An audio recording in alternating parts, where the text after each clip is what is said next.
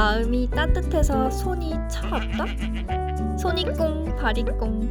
냉증 환자 60%가 여성. 냉증. 유독 여성에게 많은 이유는 무엇일까요? 닥터 스픽. 안녕하세요. 영동한의원 김수정 원장입니다. 냉증은 주로 여성에게 많이 나타나나요?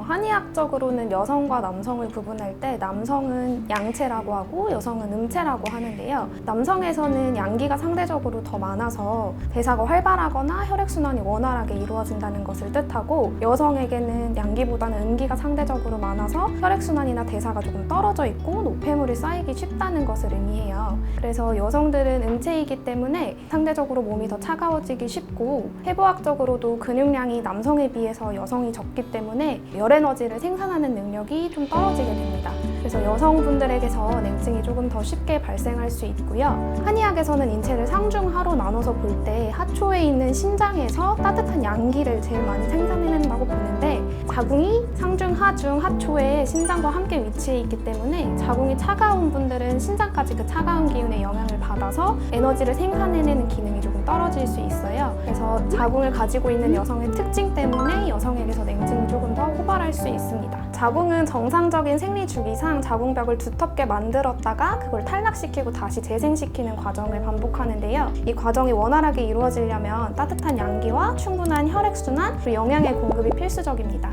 근데 자궁이 차가워지게 되면 우리 몸이 추웠을 때 긴장하고 수축하는 것처럼 제 기능을 원활하게 발생시키지 못하기 때문에 자궁벽이 충분히 두터워지지 못해서 생리량이 적어지거나 생리 주기가 불규칙해지거나 생리통이 쉽게 발생할 수 있고요. 다른 난임이나 불임 같은 부인과적 질환도 함께 발생할 수 있습니다.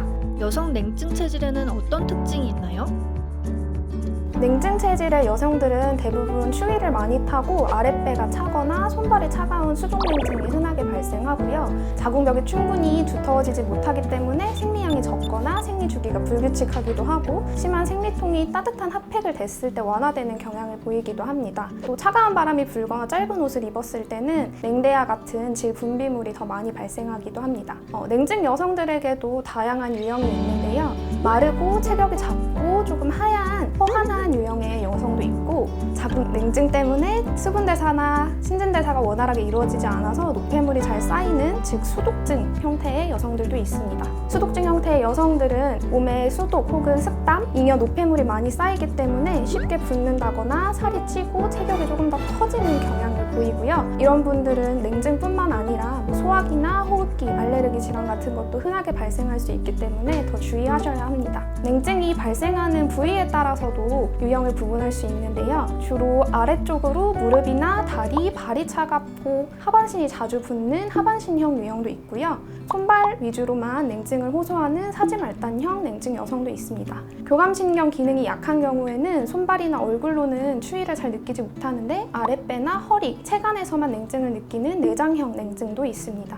여성 냉증과 알레르기는 어떤 관계가 있나요? 냉증과 알레르기가 연관이 없다고 생각하시는 분들이 많은데요. 실제로는 알레르기를 있는 여성분들 대부분이 냉증을 호소하고 계십니다. 알레르기, 천식, 비염, 아토피 같은 증상들은 대부분 찬바람을 쐈을 때 콧물이나 재채기, 기침, 가래가 많이 발생하는 냉증 알레르기인데요. 몸이 차가워지면 에너지 대사나 수분 대사, 혈액순환이 원활히 이루어지지 않기 때문에 노폐물이 많이 쌓이고, 수독이 몸에 쌓이게 되면 정체된 수분들이 바깥으로 배출되는 현상들로 알레르기가 발현될 수 있습니다.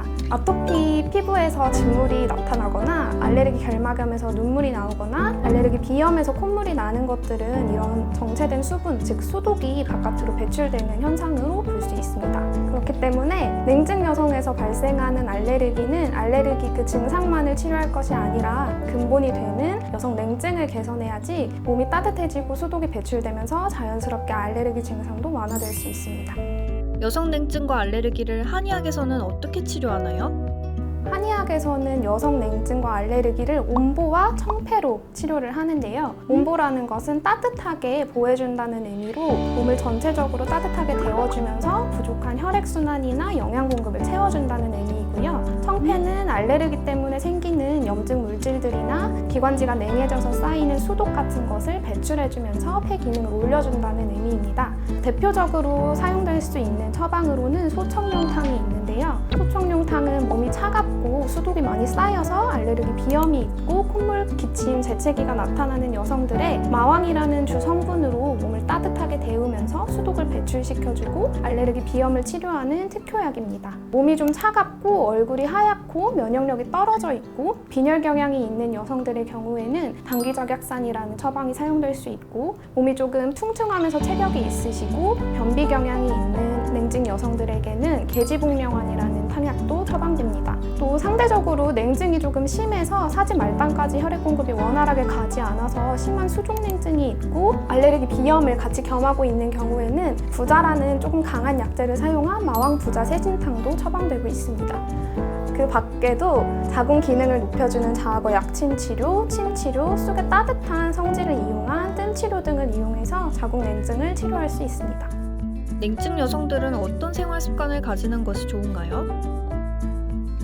냉증 여성들은 기본적으로 신체를 따뜻하게 유지시키는 습관을 가지시는 게 중요한데요. 짧은 치마나 노출이 심한 옷은 최대한 피하시는 게 좋고 차가운 음식이나 아이스 커피 등을 즐겨서 위장관에 차가운 기운이 많이 들어가는 것 또한 피하시는 게 좋습니다. 한의학적으로는 신장에 양기를 올려주고 복부에 이완을 도와주는 관원혈 마사지를 시행해 주시면 좋은데요. 관원혈은 배꼽에서부터 손가락 3마디 아래에 있는 혈자리로 이 부분을 꾹 누르면서 시계 방향으로 20회에서 30회 정도 가볍게 마사지 해주시면 좋습니다. 또 하체로 부종이 심하거나 손발에 냉증이 심하신 여성분들은 순환을 개선시키기 위해서 족욕이나 반신욕 등을 자주 시행해주시는 것도 도움이 됩니다.